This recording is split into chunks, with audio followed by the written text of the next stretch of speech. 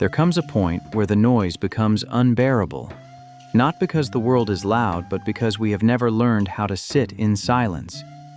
We run toward distraction, toward people, toward constant stimulation, not out of strength, but out of avoidance. We fear what waits for us when everything goes quiet. We fear the confrontation with ourselves. Yet it is precisely there, in that still uncomfortable solitude, that something ancient begins to awaken within us. We have been taught to associate being alone with loss, with rejection, with emptiness. But this is a misunderstanding shaped by a world addicted to noise. The truth is far more unsettling and far more powerful. To be alone is not to be deprived, it is to be stripped of illusion. And most people would rather live in illusion than face the unfiltered reality of their own thoughts. As Marcus Aurelius once wrote, "Nowhere can man find a quieter or more untroubled retreat than in his own soul." But that retreat is not easily entered. It demands discipline. It demands honesty. It demands that we stop running. And most people are not afraid of being alone. They are afraid of what they might discover if they are. So we stand at a choice: continue numbing ourselves with constant distraction, or step into solitude and begin the work of becoming unshakable. 1. We confront the chaos within. The first thing solitude does is remove our escape routes. When we are alone, truly alone, there is no one to impress, no conversation to hide behind, no external noise to drown out the internal one. What remains is the mind, unfiltered and exposed. And for many, this is where discomfort begins. Thoughts we've ignored start to surface. Regrets, anger, insecurity, doubt. The very things we've buried under constant activity begin to demand attention. This is why so many avoid being alone. Not because solitude is painful, but because it reveals pain we've refused to face. Epictetus taught that it is not things that disturb us, but our judgments about them. In solitude, we begin to see those judgments clearly. We realize how much of our suffering has been constructed by our own interpretations, our own unchecked thoughts. And this realization is both terrifying and liberating, because once we see it, we can no longer pretend we are powerless. We begin to understand that the chaos is not outside, it is within. And if it is within, it can be mastered. So instead of running, we sit with it.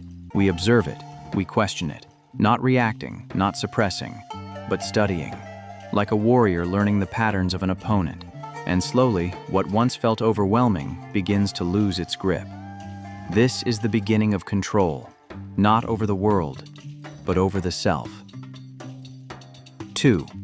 We break our dependence on external validation. When we are constantly surrounded by others, it becomes dangerously easy to define ourselves through them. Their approval becomes our compass. Their reactions shape our identity. Without realizing it, we begin to live not as we are, but as we are perceived. Solitude disrupts this illusion. When there is no audience, no validation, no feedback, who are we then? What remains when no one is watching? This question is uncomfortable because it strips away the masks we've worn for so long. Seneca warned, "The greatest obstacle to living is expectancy, which hangs upon tomorrow and loses today." But expectancy is often tied to others, to how we think we should be seen, how we hope to be accepted. In solitude, that expectation begins to dissolve. We are forced to face ourselves without applause, without reassurance, without distraction. And in that space, we begin to rebuild our identity from something far more stable than opinion. We begin to act not for approval, but from principle, not for recognition, but from conviction. The need to be seen weakens. The need to be aligned strengthens. And this is where true independence is born, not from isolation, but from inner sufficiency. 3. We strengthen emotional discipline. Most people believe they are in control of their emotions, but place them in silence, away from distractions, and the truth reveals itself quickly. Emotions begin to surface unpredictably: restlessness, anxiety, even sadness. Without external outlets, these emotions feel amplified. But this is not a flaw of solitude. It is its function. Marcus Aurelius reminded himself, You have power over your mind, not outside events. Realize this and you will find strength. Solitude gives us the environment to practice this truth. It removes external interference and places full responsibility on us. We begin to notice how quickly the mind reacts, how easily it drifts into negativity, how often it seeks stimulation to avoid discomfort, and instead of feeding those impulses, we learn to sit with them. This is where discipline is forged, not in action, but in stillness. We learn to observe emotions without becoming them, to feel without being controlled, to endure without escaping. And over time, what once felt overwhelming becomes manageable. What once dictated our behavior becomes something we can navigate with clarity. This is emotional mastery, not the absence of feeling, but the presence of control. 4. We reclaim our attention and purpose. Distraction is the currency of the modern world. Our attention is constantly being pulled in every direction. Notifications, conversations, expectations. And with it, our sense of purpose becomes fragmented. Solitude removes these interruptions. It creates space. Space to think, to reflect, to realign. And in that space, something rare begins to happen. We start to hear our own thoughts clearly, not the borrowed opinions, not the conditioned desires, but our own voice. Epictetus emphasized, if you seek tranquility, do less. In solitude, we finally understand what that means. We begin to see how much of our energy has been wasted on things that do not matter. We start asking better questions. What am I pursuing? Why does it matter? Is this aligned with who I want to become? And without external noise, the answers become sharper. Purpose is not something we find in chaos. It is something we uncover in stillness.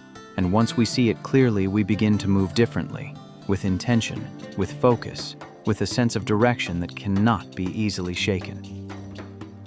5. We become unafraid of ourselves. At the core of all avoidance is fear. Not fear of the world, but fear of the self. Fear of confronting our flaws, our weaknesses, our inconsistencies. Fear of realizing that we are not who we thought we were. But solitude forces that confrontation. And at first it can feel like a loss. The illusions fade. The ego resists. The comfort of distraction disappears. But what replaces it is something far more powerful. Truth. Seneca wrote, "He who is brave is free, and there is no greater act of bravery than facing oneself without illusion."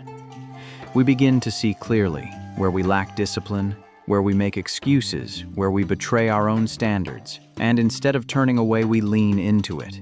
Because this is where transformation begins, not in comfort, but in confrontation. And as we continue this process, something shifts. The fear begins to fade. The discomfort becomes familiar. The mind becomes quieter. We are no longer afraid to be alone, because we are no longer afraid of what we might find there. And in that, we become dangerous in the best possible way, grounded, unshaken, free.